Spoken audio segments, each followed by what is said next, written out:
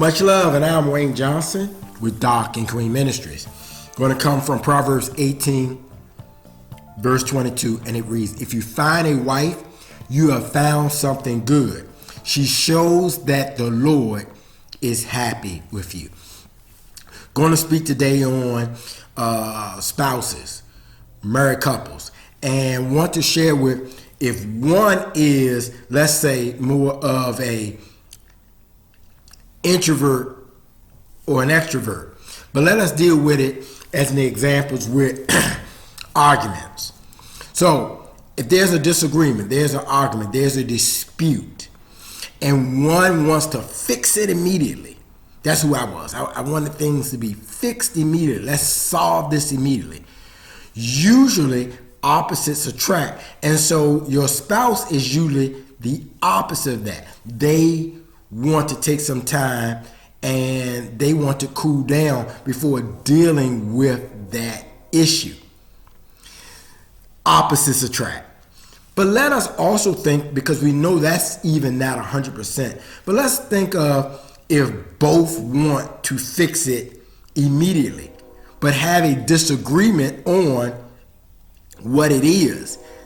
That may not work either, because now you got two rams butting heads on an argument. Even though they both want to fix it, they don't come to a settlement because they both disagree on how to get to that settlement. So sometimes if both want to fix it immediately, but they don't agree on how to fix it, that's a bad thing, or can be a bad thing as well. Now let us think of both spouses and both of them wants a cooling off period. It could end up being that they never ever bring the disagreement up because they both wanted a cooling off period. So it's just interesting how we as people respond. But this verse tells us, if you find a wife, you found something good and the Lord is pleased. And you want God to be the one who finds your spouse. Now, as we deal with that, I know as I was the husband and I dealt with this, I always wanted to fix problems immediately. However, my spouse didn't. My spouse wanted to ponder and take some time with it. We have to learn to put these things together.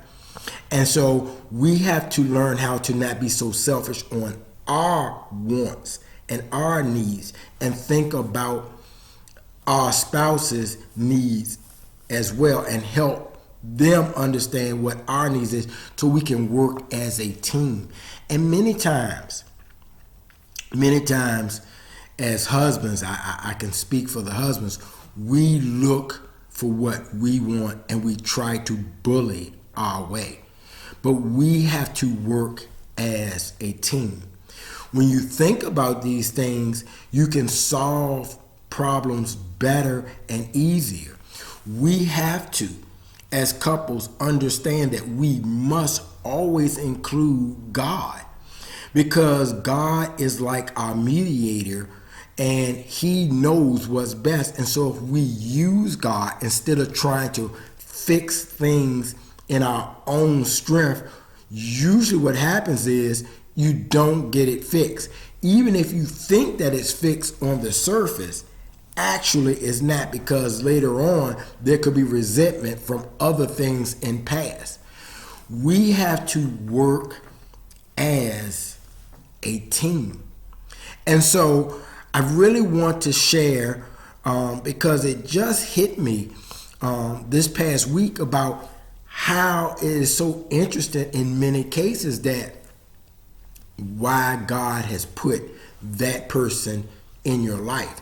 And me speaking from a husband standpoint, a husband has to understand you really cannot begin your true purpose, in my opinion, until your wife comes in, because she's the one who is to help you, and the lack and weaknesses that you have, she comes in and God brings her in to help you go and be able to accomplish the goal that God would have y'all to accomplish. Interesting, because we now get to see how important our wife is, our spouse is to us.